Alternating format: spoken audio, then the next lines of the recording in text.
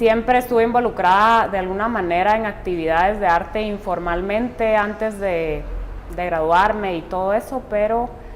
cuando decidí ser artista me fui a estudiar a Boston del 96 al 99 y al School of the Museum of Fine Arts, que es una escuela específica de arte. Y antes de eso en Guatemala estuve 2 años estudiando con Danny Schaefer en su taller. Impartíamos clases de diseño fundamental y dibujo. Y bueno, a partir de que vuelvo de Boston empiezo a trabajar en Guatemala como artista de tiempo completo y pues yo podría decir que ahí es que empiezo a hacer trabajo profesional como artista, ¿verdad? Todo lo que hice antes pues de una manera respondía a ciertos lineamientos académicos, teóricos, como ejercicios, aunque procuré tener cierta autonomía sobre los lineamientos de la academia, pero digamos ya mi trabajo profesional empieza cuando vuelvo de Boston. Yo tengo varias líneas de acción en el territorio simbólico de mi trabajo, digamos. Tengo obra en dibujo, que es lo primero que yo hice y que puedo decir que lo hice intensamente del 96 al 2005. Y luego tengo otras obras que básicamente resuelven con cualquier material que pueda encontrar para producir la obra que yo necesito producir. O sea, le hace fotografía documental, video documental, casero, alguna instalación en el espacio, intervención en el espacio público, una pieza en el área rural. Digamos, los lenguajes contemporáneos, ¿verdad? Me metí a explorar los lenguajes contemporáneos cuando me di cuenta que el dibujo requiere de cierta estaticidad del espectador para ser leído y que el lenguaje que el dibujo genera en el espectador es un lenguaje muchas veces muy especializado y pues digamos mi dibujo también aborda el tema de cómo se habla acerca del dibujo para alejarme del lenguaje especializado del arte, o sea, el tema de la abstracción, de la composición, de las texturas. O sea, me gusta la figuración por eso, porque conecta con la realidad concreta de las personas. Y pues digamos de la misma manera, por eso me salí del lenguaje del dibujo para también poder producir obras en tiempo real y en el espacio real que pudieran conectar con la experiencia en tiempo real del espectador. Yo podría decir que lo que estaba aconteciendo cuando yo tuve conciencia de lo que estaba pasando a mi alrededor a nivel político era la revisión histórica de los hechos recientes y de la historia reciente de la guerra. Creo que ese es el hecho histórico más profundo y más determinante en la condición guatemalteca ahorita, ¿verdad? Entonces, definitivamente yo vengo de se podría decir, una tradición de artistas que revisan la historia reciente.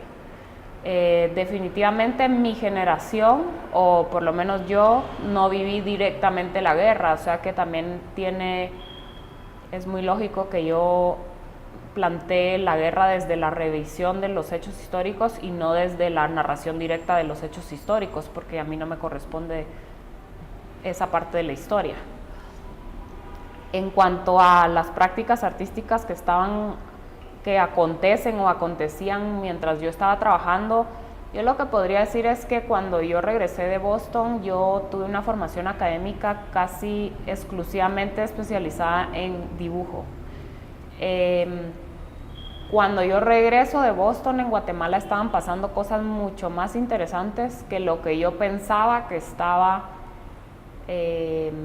pasando en Estados Unidos. No quiero decir que en Estados Unidos no estuvieran aconteciendo cosas interesantes, sino que mis referencias y mi red de situaciones que me podrían haber a mí abierto ciertas cuestiones en Estados Unidos no se dieron sino hasta que yo regresé a Guatemala y pude observar el trabajo de mis contemporáneos que estaban muchísimo más dedicados a hacer obras en relación al espacio, al tiempo. Mis contemporáneos son la gente que empezó a trabajar en los 90s, gente de música, teatro, actuación, poesía, literatura. La gente de la Casa Bizarra, del Café Oro,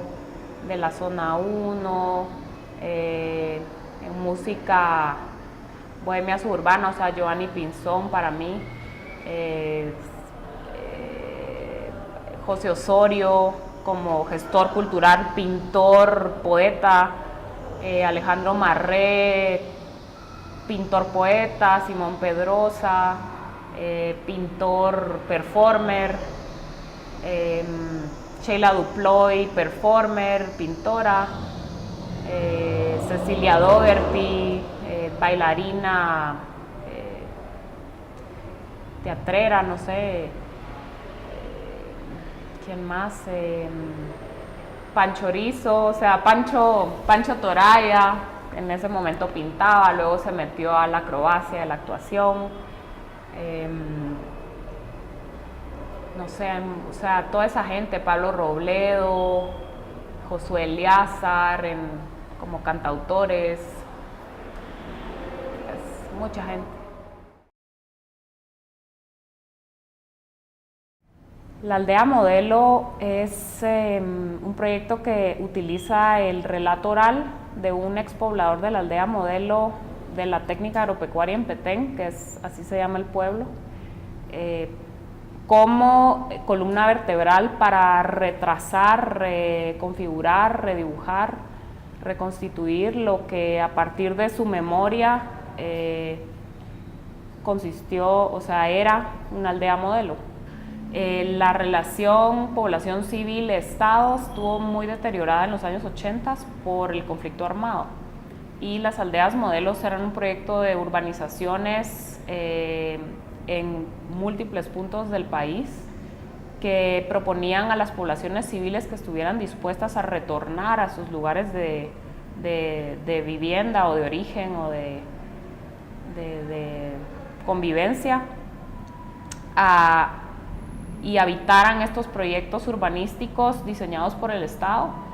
y que, digamos, implícitamente traían a la vez progreso, o sea, comodidades, modernidad, calles, alambrado eléctrico, agua, títulos de propiedad sobre la tierra y a la vez una serie de condicionantes o marcos para la convivencia que respondían a enmarcar a la población a no responder a la contrainsurgencia, digamos, a la insurgencia, perdón. Entonces, digamos, no se podían alejar de la aldea a la redonda de X metros si no estaban acompañados por un oficial, tenían que informar de todas las personas extrañas a la aldea que estuvieran en las cercanías, tenían familiares guerrilleros, tenían que abiertamente como decirlo, o sea, era una especie de joint venture, población civil, fuerzas armadas, Estado, progreso. La experiencia de la aldea modelo como pieza y como historia reciente me deja pensando en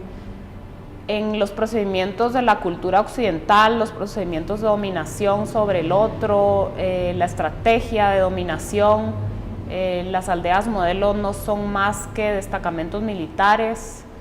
que están exactamente tomados de la idea de Roma, de la expansión de Roma en el territorio mediterráneo. Los destacamentos militares como presencia en el territorio, como dominación, como inicio de un nuevo poblado, con la presencia militar y esa relación dominación cultural militar, occidente, me parece que es una idea muy reveladora, que no me voy a poder alejar de eso. Mi trabajo a futuro, de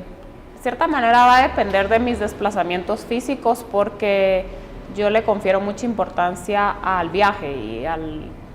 desplazamiento físico y a lo que eso me genera, porque decididamente me gusta el trabajo en contexto y me gusta ser interpelada por el contexto.